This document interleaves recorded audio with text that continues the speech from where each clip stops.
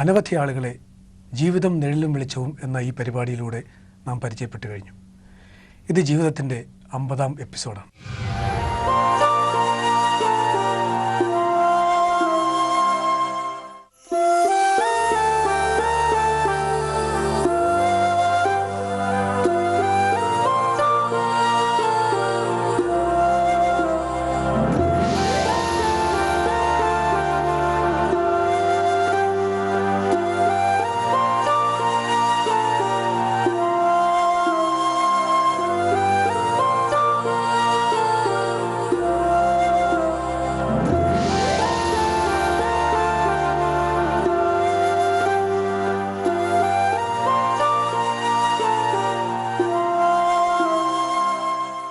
നാമൊക്കെ ഒരുപാട് വായിച്ചു കേട്ടിട്ടുണ്ട്.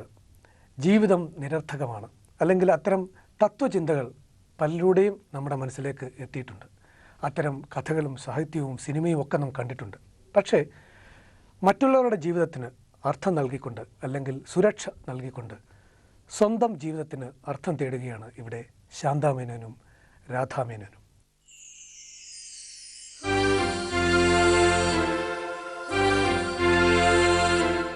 തങ്ങളുടെ ജീവിതത്തെ മറ്റുള്ളവർക്കായി സ്നേഹത്തിൻ്റെ തണലാക്കി മാറ്റുകയായിരുന്നു എറണാകുളം പടമുകൾ സ്വദേശിനികളും സഹോദരിമാരായ രാധാമേനോനും ശാന്താമേനോനും. ചെറുപ്പകാലം മുതൽ തങ്ങളുടെ അമ്മയിൽ നിന്നും പകർന്നു കിട്ടിയ അനുഭവ പാഠങ്ങളാണ് ഇവരുടെ ജീവിതത്തെ മറ്റൊരു തലത്തിലേക്ക് മാറ്റിയത്. അങ്ങനെയാണ് 10 വർഷം മുമ്പ് തൃക്കാക്കരയിൽ വീട് വാടകയ്ക്കെടുത്ത് സാന്ത്വനം ഭാരതീയ ചാരിറ്റബിൾ സൊസൈറ്റി ആരംഭിച്ചത്. തുടക്കത്തിൽ 18 കുട്ടികളെ ഏറ്റെടുത്തായിരുന്നു ഈ സ്ഥാപനം പ്രവർത്തനം തുടങ്ങിയത്. അനാഥാലയങ്ങളിലേക്ക് അയക്കാൻ സാഹചര്യമില്ലാതെ വിഷമിക്കുകയായിരുന്ന വീടുകളിലെ കുട്ടികൾ സാന്ത്വനത്തിൻ്റെ തണൽ തേടി അവിടേക്ക് എത്തിക്കൊണ്ടിരുന്നു. ആശുപത്രികളിൽ നിന്നും തെരുവോരത്തു നിന്നുമെല്ലാം ആരുമില്ലാത്ത പലരും സാന്ത്വനത്തിലെത്തി. മാനസികമായും ശാരീരികമായും വൈകല്യം ബാധിച്ച കുട്ടികൾ, ഭർത്താക്കന്മാർ ഉപേക്ഷിച്ചുപോയ യുവതികൾ, മക്കൾ ഉപേക്ഷിച്ചുപോയ അച്ഛനമ്മമാർ, പീഡനങ്ങളിൽ ഗർഭിണികളായ പെൺകുട്ടികൾ, ഇവർക്കെല്ലാം അഭയവും സ്നേഹത്തിൻ്റെ നിറദീപവുമാണ് സാന്ത്വനം. ഈ സ്ഥാപനത്തിൻ്റെ എല്ലാമെല്ലാമായ രാധാമേനോനും ശാന്താമേനോനും തങ്ങളുടെ ജീവിതത്തിൻ്റെ മുഴുവൻ സമയവും സാന്ത്വനത്തിനു വേണ്ടി സമർപ്പിക്കുന്നത്. ഇവിടേക്കെത്തുന്ന ഓരോ കുട്ടികളുടെയും ജീവിതം ഒരു കഥയാണ്. അവർക്ക് അമ്മമാരാകുകയാണ് ഈ സഹോദരിമാർ. അങ്ങനെ അശാന്തമായ വഴിയോരങ്ങളിൽ ആരോരുമില്ലാത്തവർക്ക് ആത്മസമർപ്പണം നടത്തിയ ജീവിതമാണ് രാധാമേനോന്റെയും ശാന്താമേനോന്റെയും.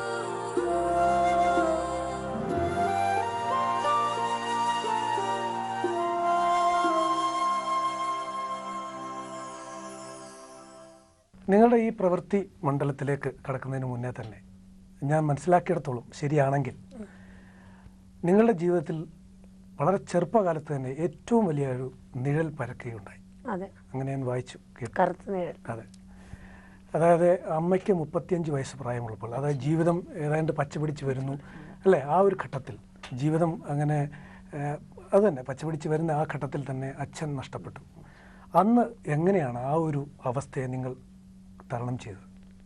അത് അമ്മയുടെ ധൈര്യം തന്നെയാണോ ശരിക്കും. ഞങ്ങൾ 4 പെൺകുട്ടികളായിരുന്നു. അച്ഛൻ മരിക്കുമ്പോൾ അമ്മയ്ക്ക് 35 വയസ്സാണ്. ഞാനാണ് മൂത്തത്. എനിക്ക് 12 വയസ്സാണ്, 11 വയസ്സ്. അതിൻ്റെ ഇളയ കുട്ടികളായിരുന്നു. അപ്പോൾ അമ്മയുടെ ധൈര്യമാണ് ഞങ്ങളെ ശരിക്കും മുന്നോട്ട് കൊണ്ടുപോയത്. പിന്നെ അമ്മയ്ക്ക് അമ്മയുണ്ടായിരുന്നു, അമ്മയുടെ അമ്മൂമ്മയുണ്ടായിരുന്നു. അപ്പോൾ അമ്മയും കൂടെയാണ് വളർത്തി കഷ്ടപ്പെട്ട് പഠിപ്പിച്ച് ഇത്ര വരെ എത്തി. ഇത് ഈ സാന്ത്വനം തന്നെ സംരംഭം തന്നെ തുടങ്ങാൻ കാരണം അമ്മയാണ്. അച്ഛൻ എന്തായിരുന്നു ജോലി?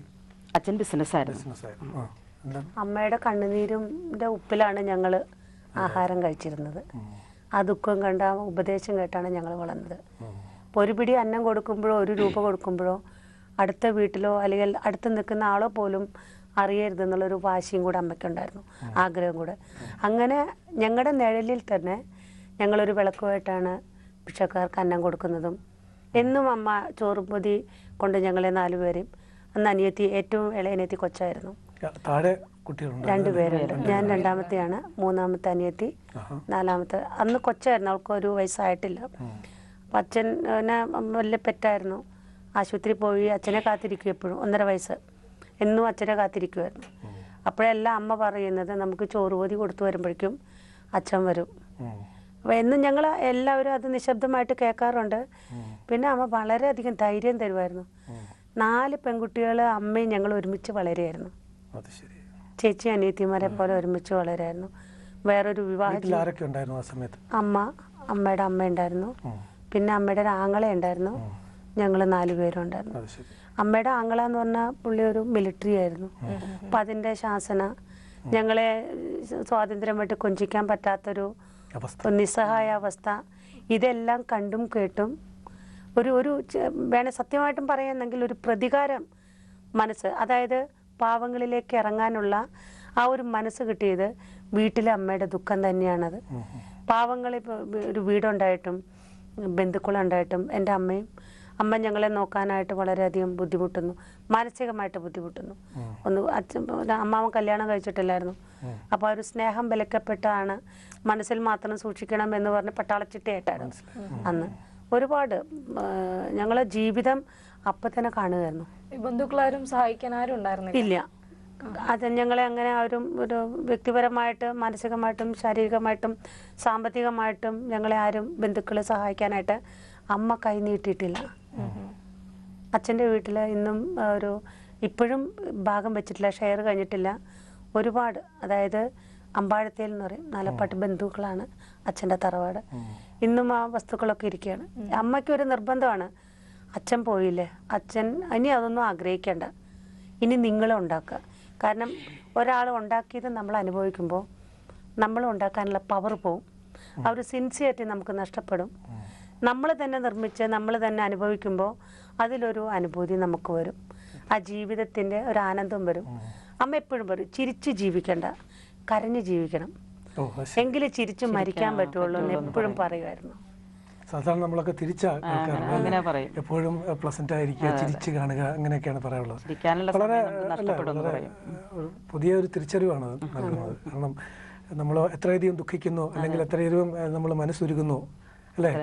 പ്രത്യേകിച്ച് മറ്റുള്ളവരെ കരുതിക്കൊണ്ട് ദൈവം നമുക്ക് ആ ഒരു സന്തോഷം, എന്താണ്, ഒരു അനുഭൂതിയാണല്ലേ? തീർച്ചയായിട്ടും, അതിന് യാതൊരു സംശയമില്ല. അപ്പോൾ തീർച്ചയായിട്ടും ഇത് കേൾക്കുമ്പോൾ തന്നെ നമുക്ക് മനസ്സിലാക്കാൻ സാധിക്കും ഈ അമ്മയുടെ ഈ ഒരു ദുഃഖം. പിന്നെ സ്കൂളിലൊക്കെ ആകുമ്പോൾ ഞങ്ങൾക്ക് യൂണിഫോം ഒക്കെ എടുക്കുമ്പോൾ 2-3 പേർക്ക് അമ്മ കൂടുതലെടുക്കും, യൂണിഫോം എടുക്കും. എന്നിട്ട് അത് പാവപ്പെട്ട കുട്ടികൾക്ക്, പിന്നെ അത് ഞങ്ങളെ കൊണ്ട് തന്നെയാണ് അത് കൊടുപ്പിക്കുന്നത്. പെൻസിൽസ്, ബുക്സ്, അങ്ങനെ എല്ലാം വാങ്ങിക്കുക. ഞങ്ങൾക്ക് ചോറ് കൊടുക്കുമ്പോൾ ഒരു 10 കുട്ടികൾക്കുള്ളത് അങ്ങനെ തരാറുണ്ട്. അന്നൊക്കെ അതൊരു ബുദ്ധിമുട്ടായിട്ട് തോന്നിയിട്ടുണ്ട്. പക്ഷെ എന്നാലും ഇപ്പോഴാണ് അതിന്റെ ഒരു പുണ്യം അറിയുന്നത്. കാരണം വണ്ടി ഉണ്ടായിട്ടും നടന്നു തന്നെ സ്കൂൾ 2 കിലോമീറ്റർ ഉണ്ട്. മറ്റെല്ലാ കുട്ടികളും വരെ ഞങ്ങൾ നടത്തി തന്നെ. ഞങ്ങൾ ഡ്രൈവറിന്റെ കൂടെ നിന്ന് കൊണ്ടുപോകാനൊക്കെ പറയും. ഒരു ദിവസം കൊണ്ടുപോയപ്പോൾ അമ്മ ഡ്രൈവറെ വഴക്ക് പറഞ്ഞു, എല്ലാ കുട്ടികളും എങ്ങനെ പോകുന്നു അതുപോലെ നിങ്ങൾ പോകണം. ഇപ്പോഴും അമ്മ നമ്മുടെ സാന്ത്വനത്തിലെ കുട്ടികളെ വണ്ടിയിൽ വിടുമ്പോൾ അമ്മ വഴക്ക് പറയാറുണ്ട്. നടന്ന് പഠിക്കണം. താജിലെ ഫുഡ് ഞങ്ങൾക്ക് ഓഫർ വന്നതായിരുന്നു ഒരിക്കൽ, ഹോട്ടൽ താജിൽ. അപ്പോൾ അത് അമ്മയോട് ചോദിച്ചപ്പോൾ അമ്മ പറഞ്ഞു അത് വേണ്ട, ഹോട്ടൽ താജിൽ ഫുഡ് കഴിച്ച് ദിവസം ഒരു കഞ്ഞി കുടിക്കാനാണ് അവരുടെ ജീവിതത്തിൽ വളർന്നു വരുമ്പോൾ ഒരു സാഹചര്യം എങ്കിൽ ശപിക്കുന്നത് നമ്മളെ ആയിരിക്കും. അല്ല, പിന്നെ അത് കിട്ടിയില്ലെങ്കിൽ നല്ല ടേസ്റ്റ് ഉള്ള ഫുഡല്ലേ, പിന്നെ അത് കുട്ടികൾ കിട്ടിയാൽ നമ്മൾ ഇവിടെ നിന്ന് കൊടുക്കും. ഒരു ദിവസമല്ലേ അവർ തരുള്ളൂ. അപ്പോഴും അത് വേണ്ട, വാങ്ങിക്കേണ്ടത്. സദ്യ ഒരാൾ ഓഫർ ചെയ്യുമ്പോഴും അമ്മ പറയും 1-2 കറികൾ, പിന്നെ പായസം, അല്ലാതെ കൂടുതൽ കറികൾ ഒന്നും വേണ്ടെന്ന്. അപ്പൊ അമ്മയാണ് ഇങ്ങനെ ഒരു മണ്ഡലത്തിലേക്ക് ഇറങ്ങാനുള്ള തിരിച്ചറിവ് നൽകിയത് അല്ലേ? ഇനി നിങ്ങളുടെ സ്ഥാപനത്തെ കുറിച്ച് പറയാമല്ലേ? സ്ഥാപനത്തെ കുറിച്ച് 10 വർഷമായി. ഈ സെപ്റ്റംബർ 3-ന് 10 വർഷം തികയാണ്. തുടങ്ങാനുണ്ടായ കാരണം ഇതുപോലെ ഞങ്ങൾ ചോറും പൊതി കൊണ്ട് നടക്കുമായിരുന്നല്ലോ. ഭിക്ഷക്കാരുടെ ഇടയിലും ഇതുപോലെ ദീനരും, വിവേകാനന്ദൻ പറഞ്ഞിട്ടുണ്ടല്ലോ, ദീനരും ദരിദ്രരും ഉണ്ടായിരിക്കുന്ന നമ്മുടെ മോക്ഷത്തിന് വഴി തെളിയിക്കാനാണ്. അത് കേട്ടു പഠിച്ച വാക്ക് തന്നെയാണ്.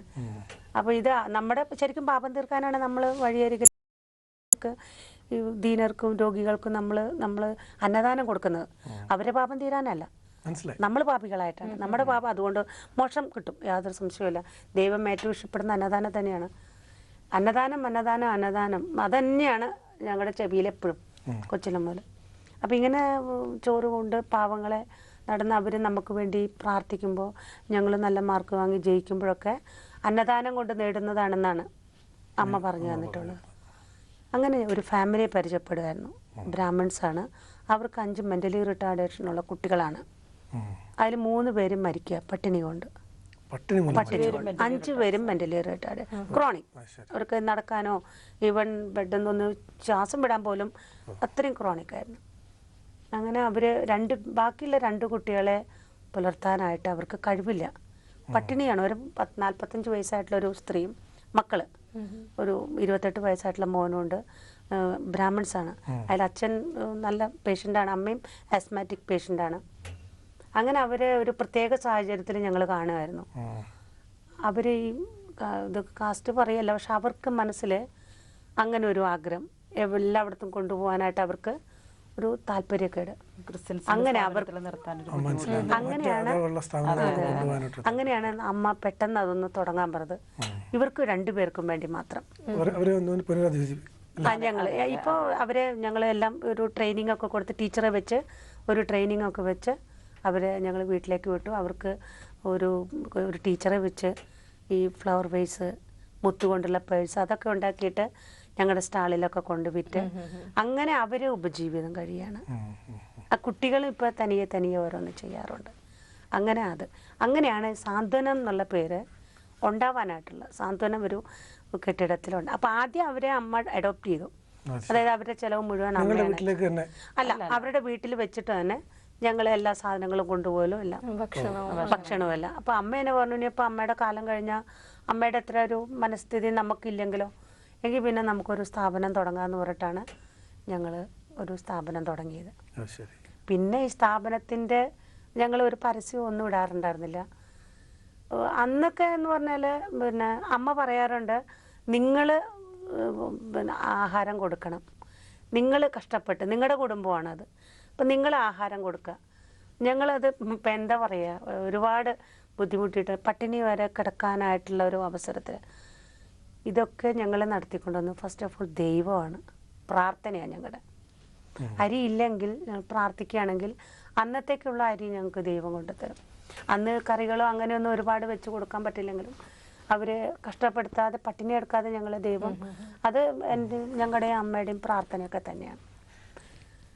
ഈ സ്ഥാപനം തുടങ്ങിയപ്പോൾ ഒരുപാട് ബുദ്ധിമുട്ടുകൾ, ഞങ്ങൾ അത് അടപ്പിക്കാൻ വേണ്ടിയിട്ടും അടയ്ക്കാൻ വേണ്ടിയിട്ടും കുട്ടികളെ.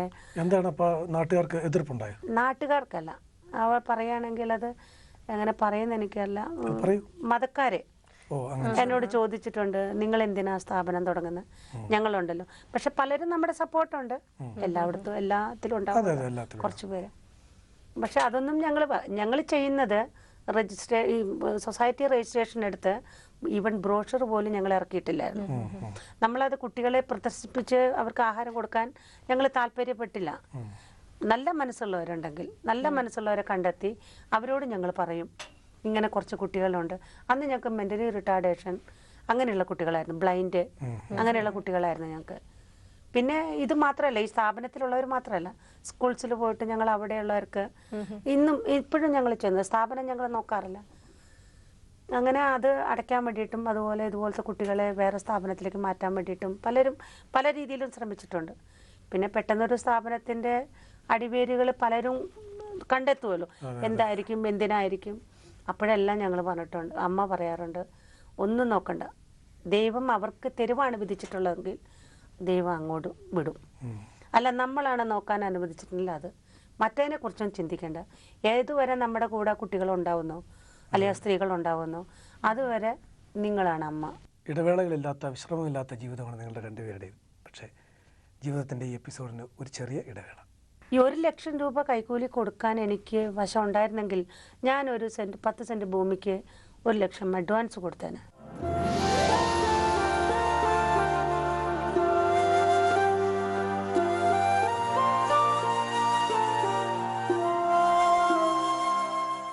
ചുങ്കത്ത് ജ്വല്ലറിയിൽ സ്വർണ്ണ പൂക്കാലം ഓഗസ്റ്റ് 17 മുതൽ 22 വരെ ചുങ്കത് ജ്വല്ലറി ഷോറൂമുകളിൽ ഒരുക്കിയിരിക്കുന്ന ചെടിയിൽ നിന്നും പൂ പറിച്ചാൽ നിങ്ങൾക്ക് ലഭിക്കും സ്വർണ്ണ നാണയങ്ങൾ സമ്മാനം. കൂടാതെ നിരവധി മറ്റു സമ്മാനങ്ങളും. ഓരോ പർച്ചേസിനും ഒരു സമ്മാനം ഉറപ്പ്. ചുങ്കത് ജ്വല്ലറി സ്വർണ്ണ പൂക്കാലം ഓഗസ്റ്റ് 17 മുതൽ 22 വരെ. Musli Power Extra, Indian herbal aphrodisiac.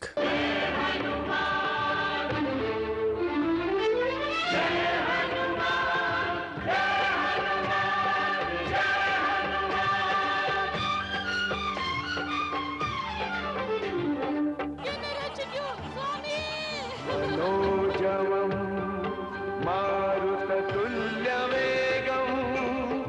जितेन्द्रियं बुद्धिमतां वरिष्ठं നിന്റെ ശ്രീരാമൻ നിന്റെ വിരഹത്തിൽ ദുഃഖാർത്തനായി പ്രാണൻ പിടിയും. वानरयूथमुख्यं श्रीरामदूतं शरणं प्रपद्ये. ഏതെങ്കിലും അന്യപുരുഷൻ എന്റെ സ്വാമിയാകുന്നത് എനിക്ക് എന്റെ 7 ജന്മങ്ങളിലും ചിന്തിക്കാനാവില്ല.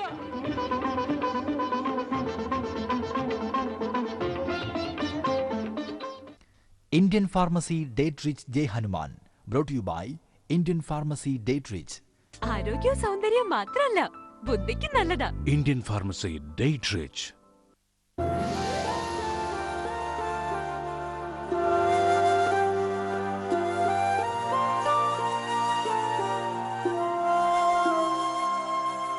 അല്ല, ഇങ്ങനത്തെ ഒരു സ്ഥാപനം നടത്തുന്നതിന് ഗവൺമെൻറ്റിൻ്റെ ഭാഗത്തു നിന്ന് ചില നടപടികളും അതുപോലെ തന്നെ ചില അനുമതികളും ഒക്കെ ആവശ്യമില്ലേ? ആവശ്യമാണ്.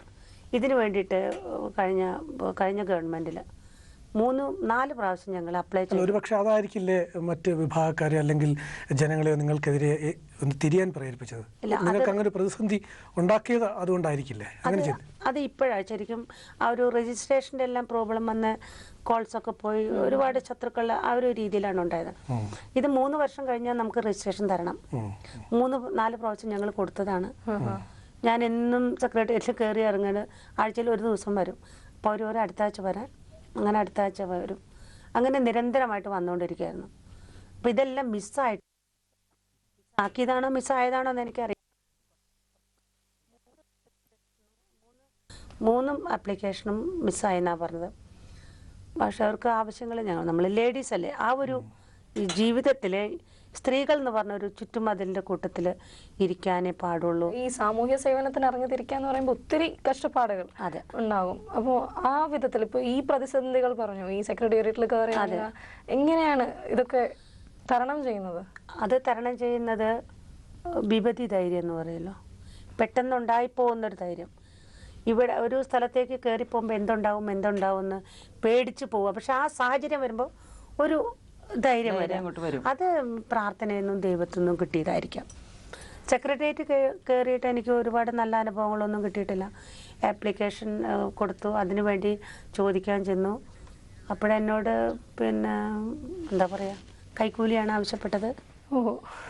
ഈ 1 ലക്ഷം രൂപ കൈക്കൂലി കൊടുക്കാൻ എനിക്ക് വശം ഉണ്ടായിരുന്നെങ്കിൽ ഞാൻ 10 സെൻറ്റ് ഭൂമിക്ക് 1 ലക്ഷം അഡ്വാൻസ് കൊടുത്തേനെ. പെട്ടെന്ന് മനസ്സിലേക്ക് വന്നതാണ്. കാരണം ഈ പല സ്ഥാപനങ്ങളും ഈ ഫണ്ട് റൈസിങ്ങിന് വേണ്ടിയിട്ട് ഇത്തരം പല സ്ഥാപനങ്ങളും നടത്തുന്നുണ്ട്.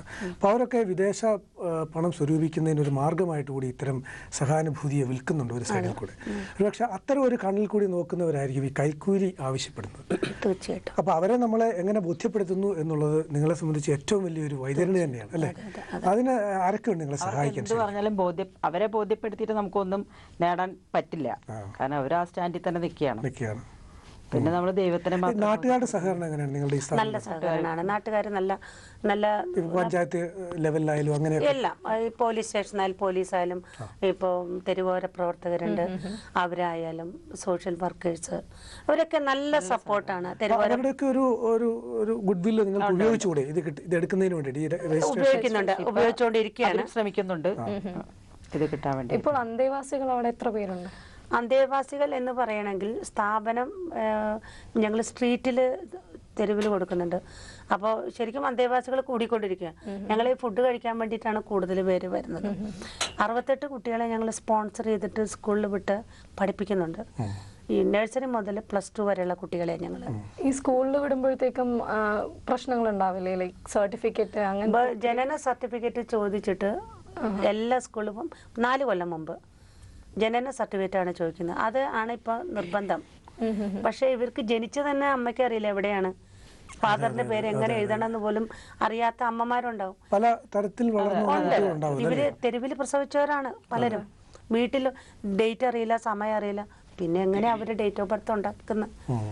ഇവർക്ക് ഞങ്ങൾ അന്വേഷിച്ച സ്കൂളിൽ കുറേ സ്കൂളിൽ കയറി ഇറങ്ങി. പിന്നെ ആദ്യം കിട്ടിയത് വളയഞ്ചിറങ്ങര ഒരു സ്കൂളിലാണ് കിട്ടിയത്. പിന്നെ അവിടുന്ന് പോന്നു ഞങ്ങൾ ഹൈക്കോർട്ടിൻ്റെ അടുത്ത് 2 സ്കൂളുണ്ട്, സെൻറ്റ് ജോൺ ബോസ്കോ, HIJP എന്ന് പറഞ്ഞ 2 സ്കൂള്.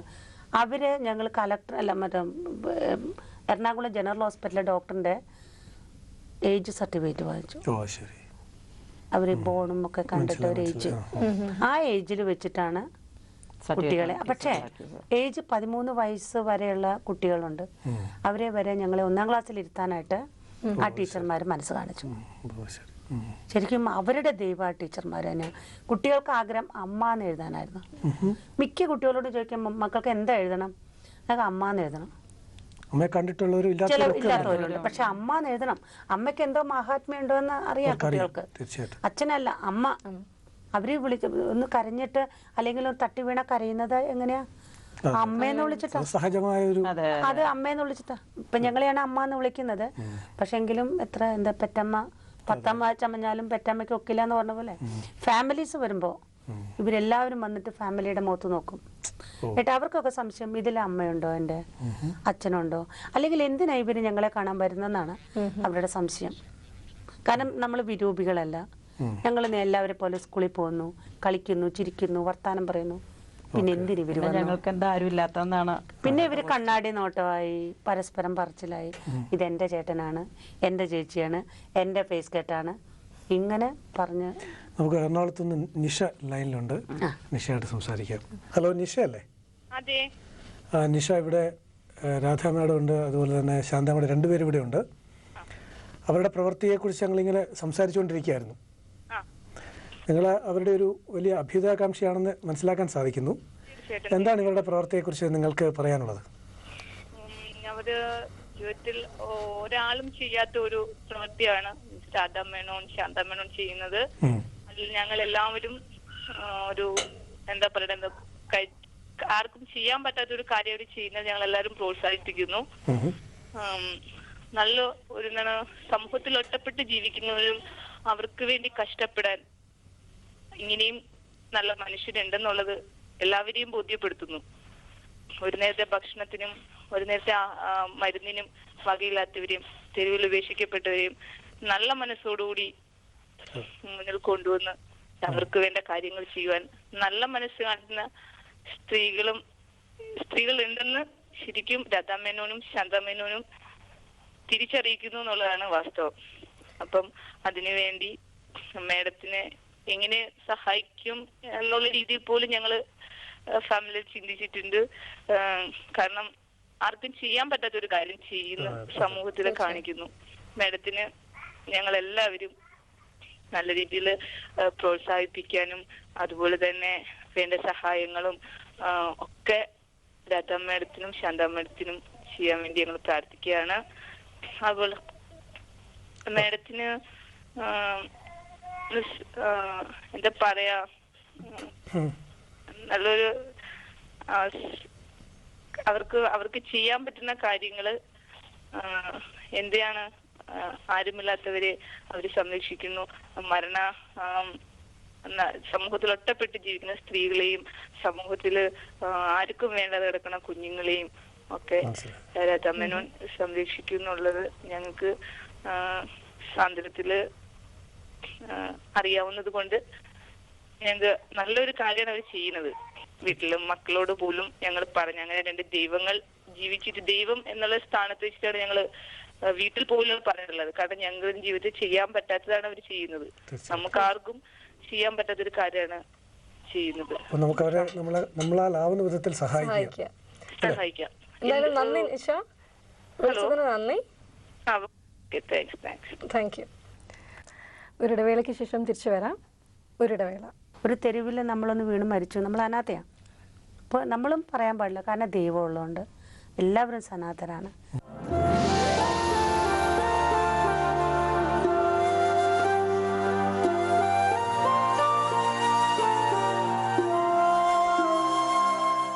ചുങ്കത്ത് ജ്വല്ലറിയിൽ സ്വർണ്ണപ്പൂക്കാലം ഓഗസ്റ്റ് 17 മുതൽ 22 വരെ ചുങ്കത്ത് ജ്വല്ലറി ഷോറൂമുകളിൽ ഒരുക്കിയിരിക്കുന്ന ചെടിയിൽ നിന്നും പൂ പറിച്ചാൽ നിങ്ങൾക്ക് ലഭിക്കും സ്വർണ്ണ നാണയങ്ങൾ സമ്മാനം. കൂടാതെ നിരവധി മറ്റു സമ്മാനങ്ങളും.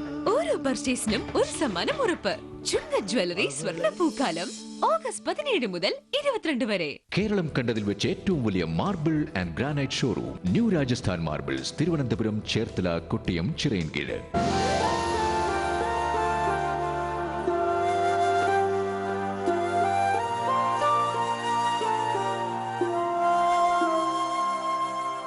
മാഡം, ഞാൻ നേരത്തെ സംസാരിച്ചു ഒന്നതിൻ്റെ ബാക്കിയായിട്ട് ഇപ്പം തന്നെ പറഞ്ഞു, അവർ കുട്ടികൾക്ക് അമ്മയെ കാണണം, അമ്മയെന്ന് വിളിക്കാനാണ് താല്പര്യം, ഇല്ലേ? ഒന്ന് വീണാൽ പോലും കരയുന്ന അമ്മയെന്ന് വിളിച്ചിട്ടാണ്. ഒരാരെങ്കിലും ഫാമിലി വരികയാണെങ്കിൽ അവരിൽ നോക്കിയിട്ട് ഞങ്ങളുടെ അമ്മയെ തേടുന്നു. അപ്പോൾ എപ്പോഴും മാനസികമായിട്ട് വളരെയധികം വിഹുലതകൾ പുലർത്തുന്ന ഒരു വിഭാഗമായിരിക്കുമല്ലോ ഈ അനാഥമാക്കപ്പെട്ടവർ. അതിൽ കുട്ടികളായാലും ശരി, മുതിർന്നവരായാലും ശരി. ഇപ്പം രണ്ട് വിഭാഗത്തിലുള്ളവരും നിങ്ങളുടെ സ്ഥാപനത്തിലുണ്ട്. ശരിക്കും പറഞ്ഞാൽ മാനസികമായ ഇത്രയധികം വൈവിധ്യം പുലർത്തുന്ന ഈ പല തരത്തിലുള്ളവരെ, പല തട്ടിലുള്ളവരെ എങ്ങനെ യോജിപ്പിച്ചുകൊണ്ട് പോകാൻ സാധിക്കുന്നു? നിങ്ങൾക്ക് അതിൽ നേരിടേണ്ടി വന്ന പ്രശ്നങ്ങൾ, മാനസികമായ പ്രശ്നങ്ങൾ, ശാരീരികമായ പ്രശ്നങ്ങൾ, അതൊക്കെ എങ്ങനെയാണ് തരണം ചെയ്യുന്നത്? ഒരു കുട്ടി വരുമ്പോൾ അല്ലെങ്കിൽ ഒരു അമ്മ വരുമ്പോൾ അവർ ഒരു ഇരുണ്ട ലോകത്തു നിന്നാണ് വരുന്നത്. അവരുടെ മനസ്സ് മുഴുവൻ അവരുടെ മനസ്സ് ബ്ലൈൻഡാണ്. അവർക്കൊന്നും കാണാൻ പറ്റിയിട്ടില്ല. അവരുടെ ചുറ്റും അവരുടെ ജീവിതത്തിലും എല്ലാം അവർക്ക് വെളിച്ചില്ലായ്മയാണ് വന്നിരിക്കുന്നത്. അപ്പോൾ ഒരു സ്ഥാപനത്തിലേക്ക് കടന്നു വരുമ്പോൾ ഒരു തീയിൽ നിന്നും മറ്റൊരു അഗ്നികുണ്ഡത്തിലേക്ക്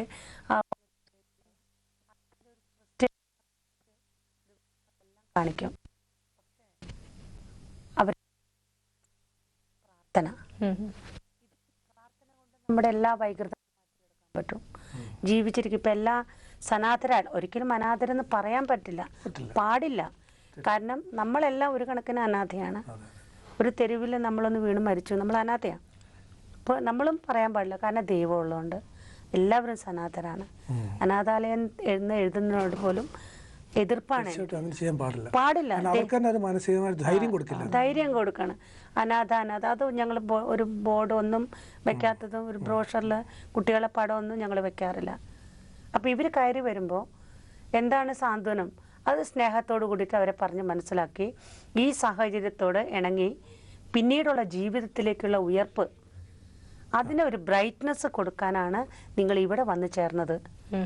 നിങ്ങളുടെ അമ്മയ്ക്കും അച്ഛനും ഉണ്ടായിട്ടുള്ള ഒരു ഗതികേട്, അതായത് അവരെ തള്ളിപ്പറയാതെ ഇവരെ പ്രാർത്ഥന കൊണ്ട് അവരെ പാപം മറക്കട്ടെ, അവരെ പാപം ഇല്ലാതിരിക്കട്ടെ. പാപം ചെയ്തവരിൽ നിന്നായിരിക്കും ഈ കുട്ടികൾ വന്നത്. അങ്ങനെ പാപം ചെയ്യാനുണ്ടായ സാഹചര്യം എന്തായിരിക്കും? ഇത് അവരെ കൗൺസിലിംഗ് ചെയ്യുന്ന ബ്രെയിൻ വാഷ് ചെയ്തിട്ട് ഇവരെ സനാഥയാക്കിയിട്ട് ഒരു വീട്ടിൽ നിന്ന് തന്നെയാണ്. ഇവരുടെ അധികാരം, ഇവർക്ക് വേണ്ടുന്ന മെനു ആണ്. അല്ലാതെ ഞങ്ങൾ തീരുമാനിക്കുന്നതോ ഞങ്ങളുടെ അവിടെ ഒരു മെനു ടേബിളോ ഒന്നുമില്ല. ഇവർക്ക് ഇന്ന് അപ്പം വേണമെന്ന് പറഞ്ഞാൽ അപ്പം, അമ്മയിന്ന് ഐസ്ക്രീം വേണമെന്ന് പറഞ്ഞാൽ അത്. ആ ഒരു അറ്റ്മോസ്ഫിയർ വീടിന് ശാന്ത മേനോന്റെയും ജീവിതം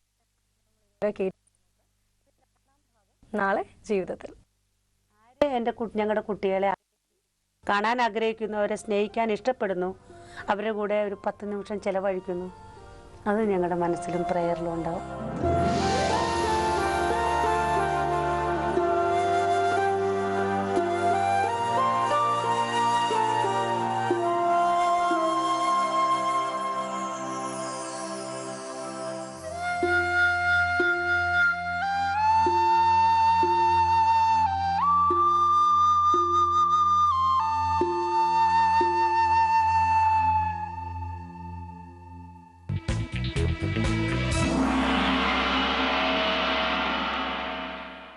നിങ്ങളുടെ വീട്ടു സാധനങ്ങൾ, കച്ചവട സാമഗ്രികൾ എന്നിവ പാക്ക് ചെയ്ത് ഇൻഷുർ ചെയ്ത് സുരക്ഷിതമായും കാറുകൾ, കണ്ടെയ്നറുകൾ വഴി ഉത്തരവാദിത്വത്തോടുകൂടി കേരളത്തിൽ എവിടെയും എത്തിച്ചു കൊടുക്കുന്നതിനും തിരികെ കൊണ്ടുവരുന്നതിനും Jaya Kerala cargo movers. Indian panorama brought to you by Hira Homes. Break free. Begin anew. Kairali TMT Steel Bars, the choice of a lifetime. A